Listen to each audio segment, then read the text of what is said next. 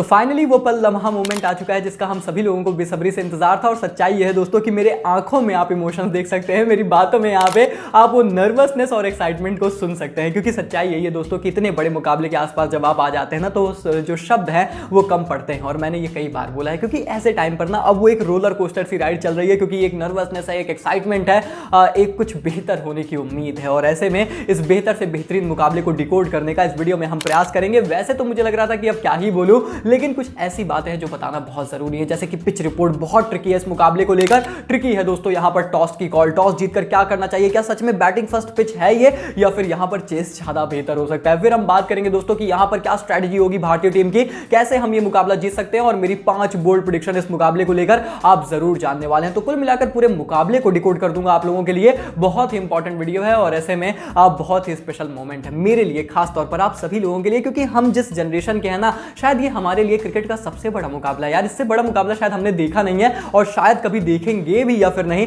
ये इस बात की कोई गारंटी भी नहीं है। क्योंकि विश्व कप फाइनल भारत में हो रहा है, हमारी भारतीय टीम फिनाले खेल रही है। अब देखिए इसके पहले ये 2011 में हुआ था, पर मैं आपको एक सच्चाई बताता हूं मेरे भाई कि 2011 का विश्व कप फाइनल ना मैंने लाइव नहीं देखा है यार। उस टाइम मैं बहुत छोटा था और सच्चाई ये है कि मैं उतना क्रिकेट में इंटरेस्ट ही नहीं रखता था, तो मुझे पता भी नहीं था। वो तो बाद में मैंने हाईलाइट्स एंड ऑल देखी, मतलब मुझे ये पता था कि उस दिन फाइनल है, मैंने उतना इंटरेस्ट नहीं दिखाया। मैं थोड़ा बहुत इधर उधर देखा हूंगा, मुझे उतना याद भी नहीं है, बच्चा था मैं काफी ज्यादा। तो ऐसे में दोस्तों जब आप 2023 के विश्व कप फाइनल की बात करते हैं, और कितना सौभाग्यशाली मैं रहा हूं कि मुझे ये मौका मिला है कि मैं आपके सामने इस मुकाबले को कवर कर रहा हूं, तो मेरे लिए, और जैसा रोहित शर्मा ने भी बोला था कि शायद सबसे बड़ा मोमेंट है, इससे बड़ा मोमेंट शायद हमारी लाइफ में आया नहीं है, हमारी क्रिकेट जर्नी में। और ये बात मैं दावे के साथ कह सकता हूं। तो ऐसे मोमेंट्स पे ना वो आप थोड़े से भावुक होते हैं, वो शब्द थोड़े से कम पड़ते हैं, लेकिन अब कुछ बातें ऐसी हैं जो आपको समझाना बहुत जरूरी है इस मुकाबले को लेकर। और बात है सबसे ज्यादा पिच रिपोर्ट को लेकर, जो कि बहुत ही ट्रिकी है, टॉस बहुत ट्रिकी है, और फिर प्रेडिक्शन तो भैया आप जानेंगे। तो चलिए एक एक करके सब पर यहां पर बात करते हैं। Let's start with the very interesting कुछ आंकड़े जिनको सुनकर आपको मजा ही आ जाने वाला है। दोस्तों क्या आपको ये फन फैक्ट पता है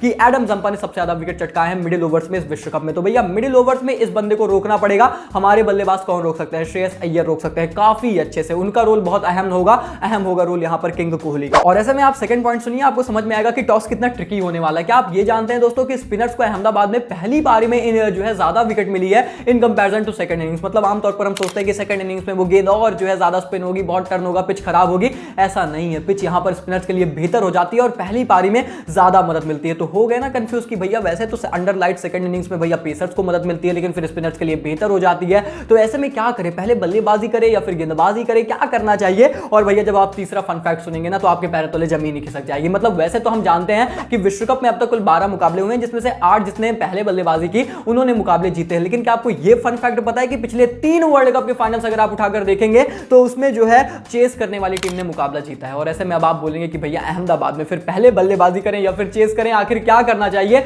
चलिए मैं डिकोड करने का प्रयास करता हूं, क्योंकि जैसा मैंने बताया ये बहुत ही ट्रिकी सिचुएशन है। दोस्तों पिच रिपोर्ट क्या कहती है कि जब आप इतना कंफ्यूज हो जाए तो आप प्रेजेंट कंडीशंस को देखें, और इस कंडीशंस में आखिर क्या निकल कर आ रहा है। दोनों कप्तान ये देखेंगे कि ब्लैक सॉइल पिच है जो कि इस मुकाबले में इस्तेमाल होने वाली है। दोनों कप्तान देखेंगे कि भैया कुछ पैचेस हैं, और खास तौर पर ऑस्ट्रेलिया के कप्तान ने बोला, उन्होंने ऑब्जर्व किया, उन्होंने ग्राउंड स्टाफ से बात किया कि कुछ जो पिचेस के आसपास है ना वो पैचेस थोड़े से बनाए गए हैं, वो थोड़ा सा स्पिन फ्रेंडली कंडीशंस रखने का प्रयास किया जा रहा है। और आप एक्सपेक्ट करिए कि इस पिच पर ना थोड़ा स्लो टर्न देखने को मिलेगा, लो बाउंस होने वाला है। तो ऐसे में फर्स्ट इनिंग्स में आंकड़े तो ये कहते हैं कि स्पिनर्स ज्यादा गेम में आते हैं। तो क्या आप टॉस जीतकर पहले गेंदबाजी करना चाहते हैं? अपने स्पिनर्स को आप पहली पारी में उतारना चाहते हैं सामने वाली टीम को रिस्ट्रिक्ट करने के लिए? सोचिए दोस्तों, विचार करिए कि क्या यहां पर सच में बैटिंग करनी चाहिए? वो जो कहा जाता है कि रन्स ऑन द बोर्ड डालिए, क्या वो उतना सही फैसला होगा? क्योंकि सच्चाई ये है कि चेजिंग टीम को यहां पर एडवांटेज हो सकता है अगर इस मुकाबले में ड्यू आती है। मुझे पता है अंडर लाइट्स यहां पर शामी कितने खतरनाक हो सकते हैं, लेकिन सिर्फ उसी फैक्टर को अगर आप सोच रहे हैं तो आप ये भी सोचिए कि भैया पहली पारी में तो स्पिनर्स भी खतरनाक हो सकते हैं। तो ऐसे में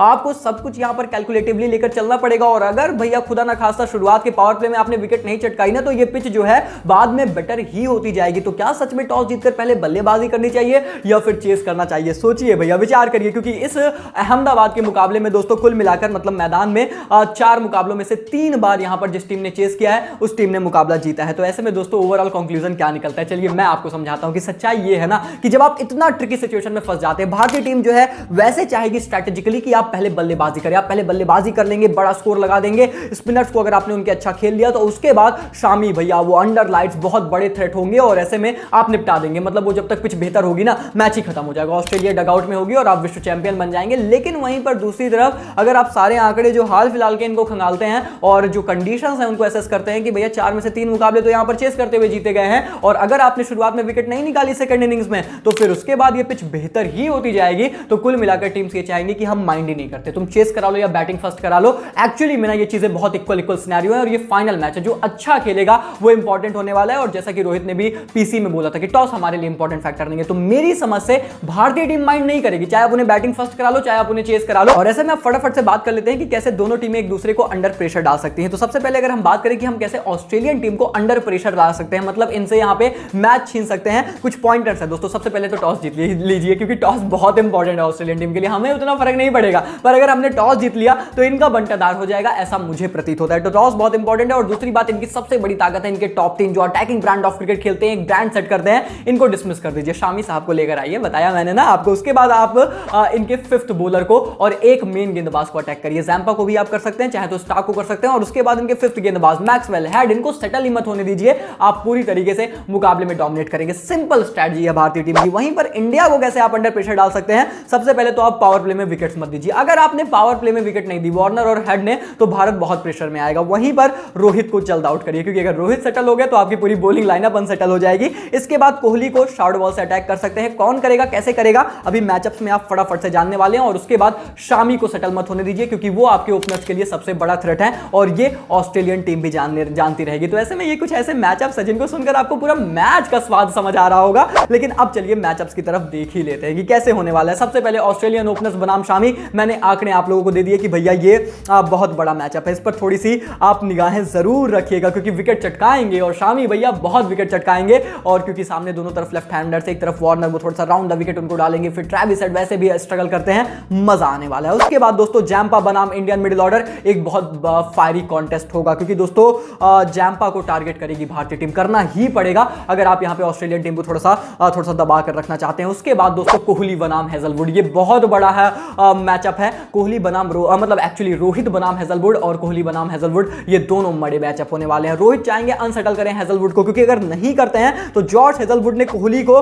पिछले 6 ओडीआई में 5 बार आउट कर रखा है, 5 बार आउट कर रखा है मेरे भाई, ध्यान से सुनो कोहली फैंस, ये बहुत बड़ा थ्रेट हो सकते हैं, इसीलिए इनको तो अनसेटल करना पड़ेगा। और उसके बाद पूरा मैच आएगा इंडियन स्पिनर बनाम ऑस्ट्रेलियन मिडिल ऑर्डर, मतलब कुलदीप, जडेजा, यही तो सबसे ज्यादा डोमिनेट करते हैं, पिच भी फेवरेबल है। अब अगर ऑस्ट्रेलिया का मिडिल ऑर्डर हमें अच्छा खेलता है तब तो कुछ हो सकता है, नहीं तो फिर भैया तीसरे वर्ल्ड कप ट्रॉफी की आप एकदम तैयारी कर लीजिए, आने ही वाली है। क्योंकि अगर कुछ थ्रिलर होगा, कुछ होगा, तो ऑस्ट्रेलियन का middle order, Steve Smith, Marnus Labuschagne, Maxwell, इन सबको खेलना पड़ेगा अच्छे से इंडियन स्पिनर्स को, और सब जो है बहुत ही कमजोर हैं हमारे स्पिनर्स के अगेंस्ट, ये बहुत बड़ा फैक्ट है। तो ऐसे में दोस्तों ये सारी बातें मैंने आपको बता दी हैं, समझा दी। सबसे पहली प्रेडिक्शन दोस्तों, इस बड़े मुकाबले के लिए प्रेडिक्शन करना बहुत टफ है, क्योंकि आपको पता है दोनों टीमें अपनी बेस्ट क्रिकेट खेलना चाहेंगे। लेकिन कुल मिलाकर बात यह है कि मैं एक्सपेक्ट कर रहा हूं या तो फिर भैया वन साइडेड गेम या फिर लो स्कोरिंग थ्रिलर। जी हां दोस्तों, इस विश्व कप के फाइनल में मैं कोई बहुत हाई स्कोरिंग गेम नहीं एक्सपेक्ट कर रहा हूं कि भैया जैसे वानखेड़े में हुआ था वो 390 400 रन यहां पर बन गए, ऐसा मैं एक्सपेक्ट नहीं कर रहा हूं। इन माय पर्सनल ओपिनियन अगर यहां पे 280 300 तक भी बनते हैं, आप एक्सपेक्ट करिए कि भैया ये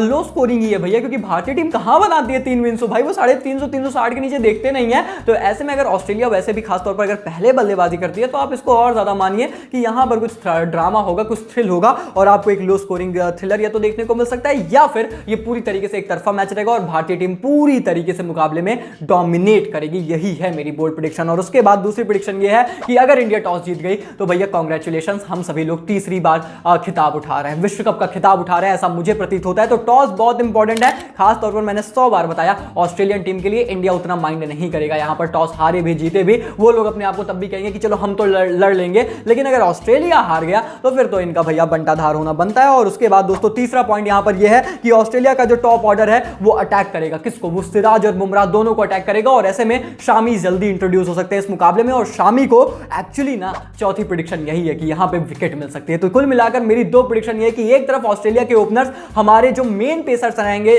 बुमराह और सिराज, इनको अटैक करने वाले हैं, शायद इनको अपनी विकेट नहीं देंगे, इन पर रन बनाएंगे अच्छे खासे, और उसके बाद शामी आएंगे और ये कहीं ना कहीं तंग कर सकते हैं, ये मुझे लगता है। और ऐसे में दोस्तों मैं बात करूं यहां पे last but not the least, लेकिन मेरी सबसे बड़ी प्रेडिक्शन को लेकर, तो दोस्तों मुझे ऐसा लगता है कि भैया विराट कोहली और हमारे शुभमन गिल में से कोई एक डोमिनेट करेगा बल्ले के साथ हमारे लिए इस बड़े ऐतिहासिक मुकाबले में, मेरा ये मानना है। वैसे में दोस्तों ये है मेरी 5 बोल्ड प्रेडिक्शन इस बड़े मुकाबले के लिए। ज्यादा कोई मैं बहुत बड़ी प्रेडिक्शंस नहीं कर रहा हूं, क्योंकि यार ये मैच ना बेस्ट वर्सेस बेस्ट है। ऑस्ट्रेलिया अपनी बेस्ट ब्रांड ऑफ क्रिकेट खेलना ही चाहेगा अगर वो जीतना चाहते हैं। देखो अगर उनको कुछ करना है ना इस मुकाबले में, भारत को कंपीट करना है, तो अपनी बेस्ट से भी बेस्ट क्रिकेट खेलनी पड़ेगी, नहीं तो कोई चांस है नहीं। तो ऐसे में इंडिया ऑब्वियसली इस मुकाबले के लिए काफी हद तक फेवरेट है, लेकिन मैं अपनी फाइनल प्रेडिक्शन जो मैं हमेशा देता हूं उसको मैं रिजर्व रखना चाहूंगा और वो मैं अपने टेलीग्राम चैनल पर बनाऊंगा, क्योंकि टॉस जो है बहुत इंपॉर्टेंट फैक्टर है और पूरी वीडियो में मैंने टॉस का इंपॉर्टेंट फैक्टर आपको समझाया है। तो भैया टॉस के लिए आप लोग जरूर तैयार रहिएगा और फाइनल प्रेडिक्शन टेलीग्राम पर आएगी, उसके लिए भी तैयार रहिएगा, जिसका लिंक डिस्क्रिप्शन में मिलेगा। जरूर जाइए, ज्वाइन कर लीजिए, क्योंकि टेलीग्राम पर ना सिर्फ केवल फाइनल प्रेडिक्शन आएगी बल्कि हम लगातार अपडेट दे रहे हैं स्टेडियम से, कैसे कल पूरी रात लोग जग रहे थे और स्टेडियम को पूरा घेर रखा था, ये सारी अपडेट्स आ रही हैं भैया हमारे टेलीग्राम चैनल पर। तो टेलीग्राम फैमिली का हिस्सा जरूर बने। बाकी दोस्तों उम्मीद करें, प्रे करें, दुआएं करें यार कि जब हम मिले ना इसके बाद तो बहुत एक्साइटेड होकर मिले, यूट्यूब पर एकदम छाते हुए मिले, यूट्यूब पर सेलिब्रेट करते हुए मिले। बस यही कामना करिए, विश करिए दोस्तों, आपके विश की, आपके प्रेयर्स की हमारी भारतीय टीम को बहुत ज़रूरत है, बहुत ज़्यादा ज़रूरत है। और उम्मीद करते हैं कि विश्व कप की ट्रॉफी इस बार हमारी होगी। जी हाँ दोस्तों, बस यही प्रार्थना, यही कामनाएं करिए। बाकी मिलते हैं बहुत जल्द, होपफुली बहुत अच्छी वीडियो एंड अपडेट के साथ। तब तक के लिए take care, goodbye, thank you so much.